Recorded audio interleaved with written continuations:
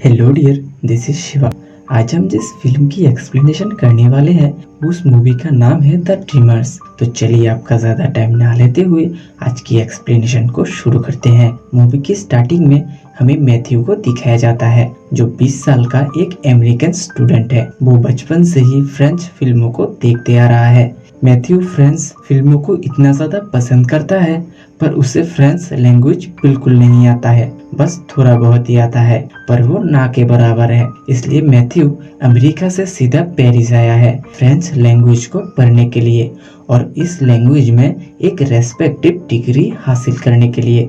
माना जाता है कि मॉडर्न सिनेमा का शुरुआत यहाँ पर ही हुआ था। लोगों में सिनेमा को लेकर एक अलग ही क्रेजीनेस था।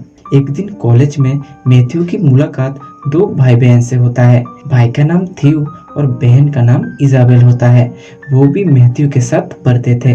उस दिन कॉलेज में स्टूडेंट और पुलिस के बीच लड़ाई शुरू हो जाता है क्योंकि स्टूडेंट प्रेसिडेंट गवर्नमेंट के खिलाफ रैली लगाने वाले थे। तीनों स्टूडेंट वहां से भागते हुए चला आता है। फिर उन लोगों के बीच में बहुत सारा बात होता है और फिर वो लोग अपने अपने रूम में जाकर सो जाते हैं। मैथ्यू का एक बैड हैबिट था, वो बाथरूम सिंक में सुसु कर देता था जो बाद में जाके एक हंसने वाला कांड करेगा। तो जरूर हमारे साथ स्टोरी में आगे बने रहिए। अगले दिन सुबह थ्यू मैथ्यू को कॉल करता है और थ्यू के घर में डिनर के लिए इनवाइट करता है। मैथ्यू ये सब कुछ सुनकर बहुत खुश होता है क्योंकि फाइनली उसे कुछ दोस्त मिल जाते हैं। थोड़ी देर बाद मैथ्यू थ्यू के घर में जाता है और वो एक एक करके थ्यू और इजाबेल के पेरेंट्स से मिलता है। मैथ्यू के पिता प्रेजेंट गवर्नमेंट के एक रेस्पेक्टिव पॉलिटिशियन है, इसलिए थ्यू की उसके पिता के साथ ज्यादा नहीं बनता। डिनर टेबल पर थ्यू के पिता नोटिस करता है कि मैथ्यू हर एक छोटे छोटे चीज को बारीकी से ऑब्जर्व करता है और उन्हें वो बहुत पसंद आया है क्योंकि थ्यू और इजाबेल सीरियस मैटर को भी इग्नोर कर देते थे। तभी वहां पर थ्यू और उसके पिता में थोड़ा बहस भी हो जाता है। थ्यू के पिता असल में अपनी पार्टी को डिपेंड कर रहे थे। थ्यू और बहुत सारे स्टूडेंट प्रेजेंट गवर्नमेंट के खिलाफ इसलिए था क्योंकि वियतनाम में अभी वॉर चल रहा है और फ्रेंच के गवर्नमेंट इस वॉर को बढ़ावा दे रहा था। खाने के बाद थ्यू मैथ्यू को अपना कमरा दिखाता है और वो पास के रूम में जाकर सो जाता है। आधी रात को जब मैथ्यू बाथरूम जाता है वो ठीक उसी तरीके से सुसु करता है जैसे वो अपने घर में किया करता था, पर यहाँ पर एक गलती हो जाता है। उसके सुसु पर थ्यू का ब्रश गिर जाता है, इसलिए मैथ्यू जल्दी जल्दी उस ब्रश को उठाकर रख देता है। जब मैथ्यू अपने रूम में वापस जा रहा था वो पास के रूम में दोनों भाई बहन को नंगा सोया हुआ देखता है, जिसे देखकर मैथ्यू पूरा हैरान हो जाता है। अगले दिन सुबह थ्यू के पेरेंट्स अपने एक काम पर निकल जाते हैं जो अगले कुछ दिनों में वापस नहीं आने वाले थे और जो कुछ भी इस फिल्म में होगा वो सब इन्हीं दिनों में होने वाला है। तभी मैथ्यू नोटिस करता है कि दोनों भाई बहन को शर्म नाम का कोई भी चीज नहीं है। वो एक दूसरे के सामने नंगा हो जाते हैं। मैथ्यू बाथरूम आकर देखता है कि थ्यू उसी ब्रश को यूज कर रहा था जो कल रात को मैथ्यू के सुसु में गिर गया था। तभी मैथ्यू देखता है कि थ्यू सबके सामने पूरा नंगा हो जाता है और इस बात से मैथ्यू को बहुत बुरा लगता है, इसलिए वो अपने होटल रूम में वापस जाने के लिए कहता है।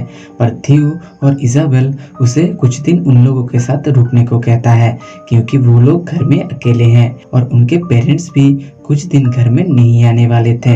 इसके बाद थ्यू मैथ्यू को कॉलेज में छोड़ने जाता है पर दोनों भाई बहन कॉलेज नहीं जाते। घर में वापस आकर जब थ्यू और इजाबेल ये देखता है कि उनके साथ मैथ्यू को भी फ्रेंच फिल्मों का बहुत ज्यादा नॉलेज है वो बहुत खुश हो जाते हैं क्योंकि वो एक आइकॉनिक सिनेमा का रिकॉर्ड तोड़ना चाहते थे जहाँ पर तीन दोस्त एक म्यूजियम में बहुत तेज दौड़ता है और एक तरफ से दूसरी तरफ बहुत जल्दी पहुँच जाते हैं और वो ये सब रिकॉर्ड तोड़ना चाहते हैं और अभी तक उन दोनों को एक अच्छा पार्टनर नहीं मिला था। पर अब मैथ्यू भी उनके साथ अच्छे से जुड़ सकता है और मैथ्यू भी ये करने के लिए राजी हो जाता है। मजे का बात तो ये था उस फिल्म का शूटिंग भी इस म्यूजियम में किया गया था और फिर तीनों दोस्त मिलकर उस रिकॉर्ड को तोड़ देते हैं। इसके बाद वो लोग भागते हुए अपने घर में वापस चले आते हैं। मैथ्यू जब अपना ड्रेस चेंज कर रहा था तभी उसे इजाबेल का एक फोटो मिलता है और वो उस फोटो को अपने पास रख लेता है। तभी वहाँ पर थ्यू और इजाबेल आता है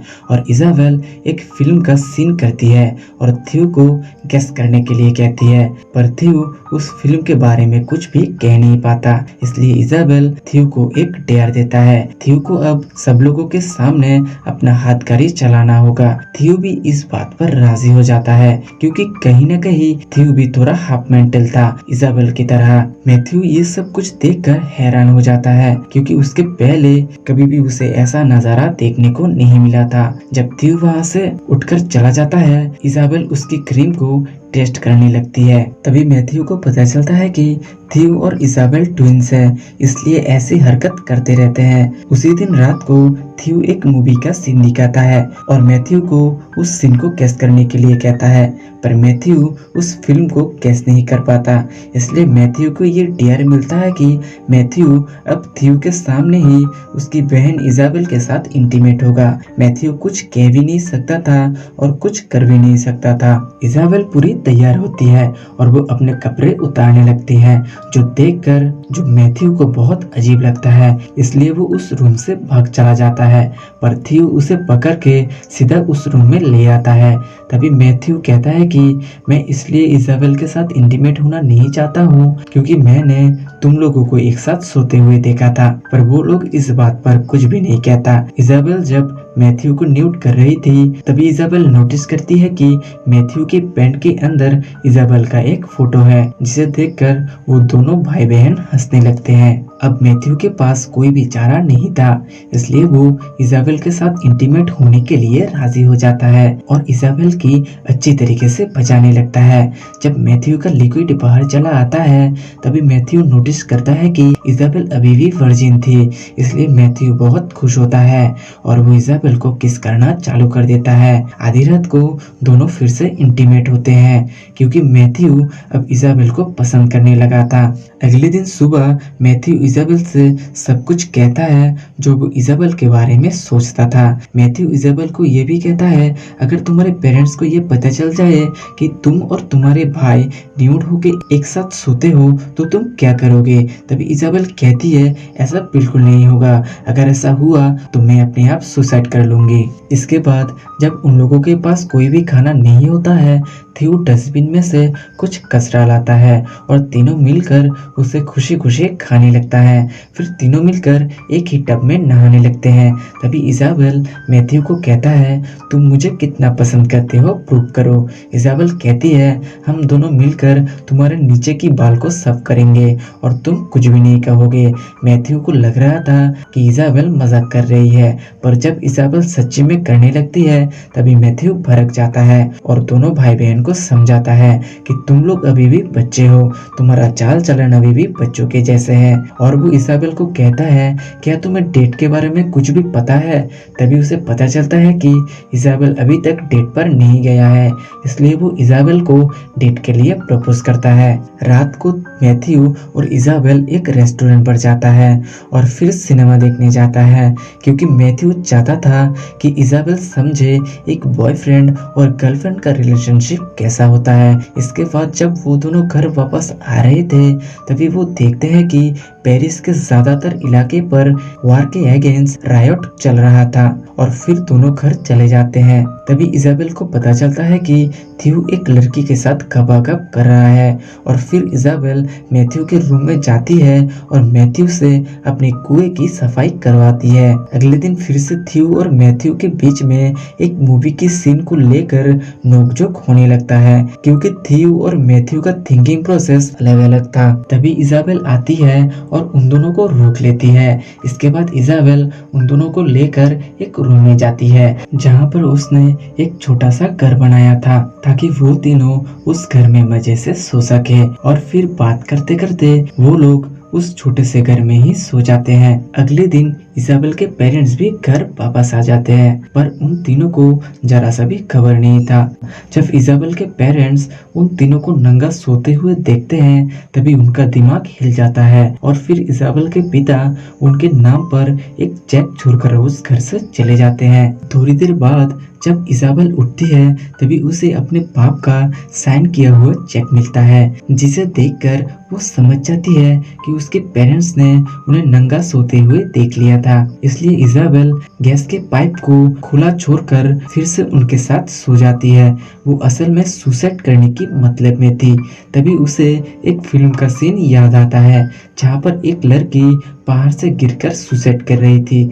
यानी कि इजाबेल उस फिल्म की इस सीन को एक नई तरीके से अंजाम देना चाहती थी। ऐसा करते हुए रात हो जाता है और वो नोटिस करती है कि बहुत सारे स्टूडेंट वार के खिलाफ रायट पर उतरे हैं। इसके बाद थ्यू और इजाबेल भी उनके साथ जुड़ने के लिए चला जाता है। पहले तो मैथ्यू भी उन लोगों को सपोर्ट कर रहा था, पर जब मामला बम फोड़ने पर उतर आता है, तभी मैथ्यू थ्यू को समझाने की कोशिश करता है कि ऐसा करना ठीक नहीं है, पर थ्यू मैथ्यू की बात को नहीं सुनता और इजाबेल भी थ्यू के साथ चली जाती है और मैथ्यू की बात को इग्नोर कर देती है। पर मैथ्यू रायट से वापस चला जाता है क्योंकि वो वार पसंद नहीं करता था और मारपीट भी पसंद नहीं करता था। और यहाँ पर ही इस स्टोरी की दी एंड हो जाता है। हमारे साथ स्टोरी में आखिर तक रुकने के लिए आपका बहुत बहुत शुक्रिया। अगर आपको हमारा एक्सप्लेनेशन पसंद आया है तो जरूर हमारे चैनल को सब्सक्राइब या फॉलो कर ले और नोटिफिकेशन बेल को ऑल पर सेट कर ले। आपके प्यारे कमेंट का इंतजार रहेगा। Thank you for watching.